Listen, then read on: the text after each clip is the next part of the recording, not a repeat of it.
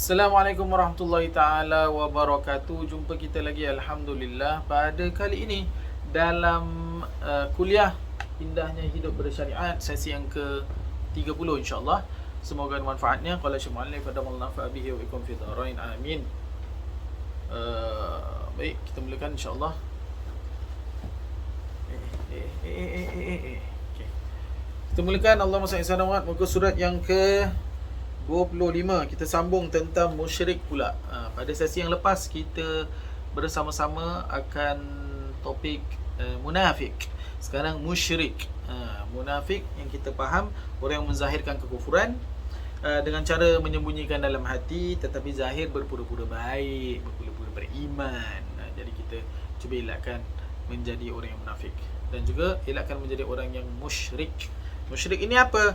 Orang yang mempercayai sesuatu itu lebih berkuasa daripada Allah dikenali sebagai musyrik. Dia lebih bergantung harap kepada kuasa lain selain meminta kepada Allah. Ini sudah salah. Sudah salah pemikiran dan cara hidup. Kerana segala sesuatu itu adalah dengan izin Allah. Segala nikmat, segala ujian itu datang daripada Allah. Segala benda yang baik, yang semua ujian itu hanyalah untuk kita dekatkan diri kepada Allah. Ambil saja misal ketika sihat dan sakit. Ketika sihat, kadang-kadang kita punya amal ibadah tidak begitu banyak. Tetapi bila sakit, baru sibuk cari Allah, Allah, ya Allah, ya Allah. Dan makan ubat itu ini. Ya Allah, ya Allah, ya Allah, ya Allah, ya Allah. Baru kita nak cari Allah. Maknanya kalau tidak sakit, kita ingat Allah tak? Tidak. Kita manusia insan. Kadang-kadang iman kita 100%, kadang-kadang 90%, kadang-kadang 85% macam bateri jugalah. Macam bateri handphone lah. Jadi perlu kita sentiasa charge. Handphone kita pun sekarang bukan saja kita charge dekat rumah. Mana-mana kita charging. Dengan apa? Dengan membawa power bank. Jadi kita ni hidup di luar masjid, di luar waktu ibadah, waktu solat wajib, perlu sentiasa power bankkan diri kita dengan berzikir, power bankkan diri kita dengan baca Al-Quran, power bankkan diri kita dengan sentiasa mengingati Allah Subhanahu wa ta'ala. Silapnya sekarang kita ni selalu ingat Allah waktu solat wajib sahaja. Luar waktu tidak ingat kepada Allah Subhanahu wa ta'ala. Makanya kalau kita di internet, kita rasa kita ni orang yang lain. Orang tak kenal kita. Kita boleh berbicara sesuka hati kita. Kita boleh berkomentar sini dan sana sesuka hati. Tidak perlu ambil accountability. Kerana apa? Kerana ini ruangan kita. Ini wall aku. Ini page aku. Suka hati aku. Allah, Allah, Allah. Jadi perlu kita ingat kepada Allah SWT. Video ini adalah untuk urusan kepada diri saya sendiri. Kebetulan ada kamera rekod, kebetulan diuploadkan, kebetulan ada yang menonton. Semoga ada manfaatnya. Jadi orang yang musyrik ini tidak percaya kepada Allah. Syirik. Dia percaya kepada benda lain lebih kuasa daripada Allah SWT. Itu salah teramat sekali.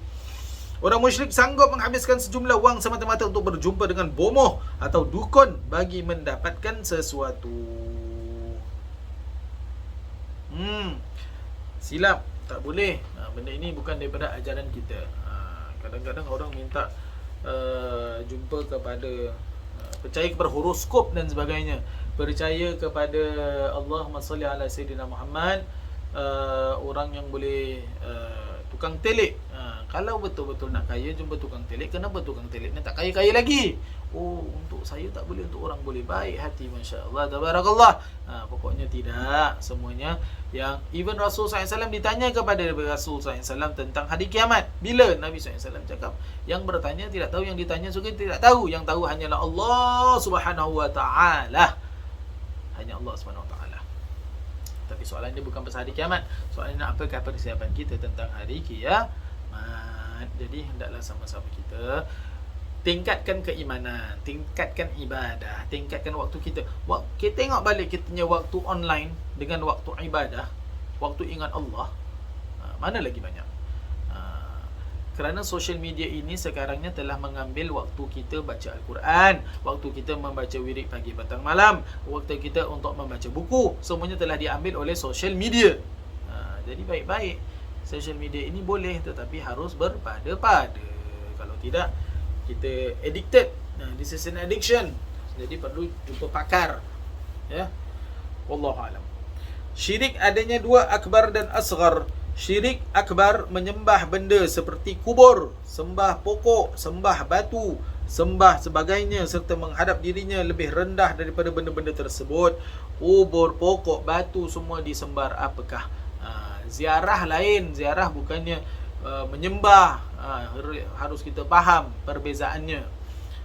Jadi ziarah tak ada masalah. Masalahnya sembah. Tawasul juga tiada masalah. Masalahnya sembah. Merasakan kubur itu ada power. Tapi yang kita tahu adalah tempat-tempat orang soleh ini diturunkan rahmat Allah Subhanahu Wa Taala. Jadi kalau berada di Mekah misalnya, carilah rumah Sayyidatina Khadijah, kerana tapak itu adalah tapak yang di mana Nabi SAW banyak meminta. Jadi banyak berdoa, banyak beribadah. Jadi tempat itu tempat banyak rahmat diturunnya. Jadi tak ada masalah. Jadi kita ziarah tempat-tempat yang mulia untuk mendapatkan penyaksian. Jangan lupa bersyahadah di tempat-tempat yang mulia. Kerana bila kita di tempat-tempat mulia, tempat-tempat orang soleh, kita bersyahadah, tempat-tempat itu, pohon-pohon dan batu-batu itu akan menjadi saksi kita. Saksi kita yang kita menyaksikan tiada Tuhan melainkan Allah, dan Nabi Muhammad SAW adalah pesuruh Allah SWT.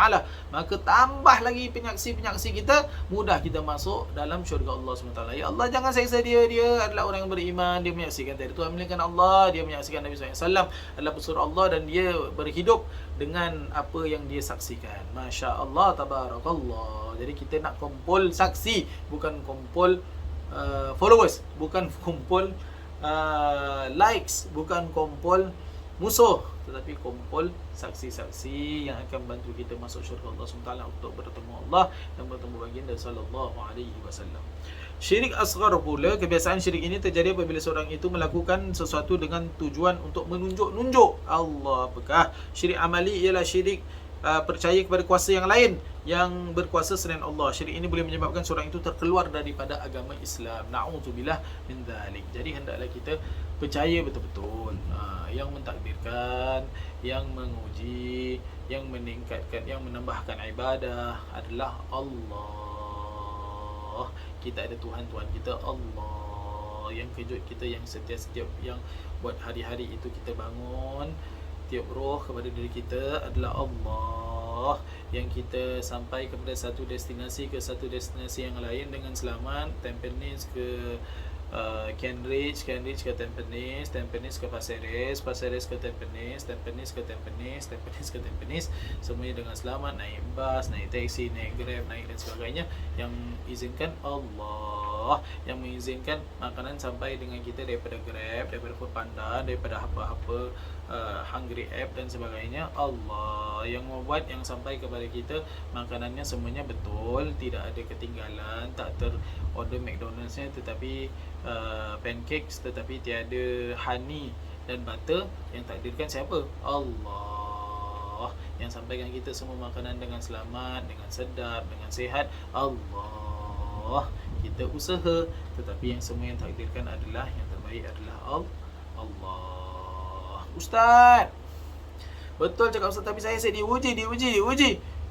Tengok balik ibadah kita bagaimana. Tengok balik para nabi-nabi yang dipilih, handpicked by Allah SWT juga diuji.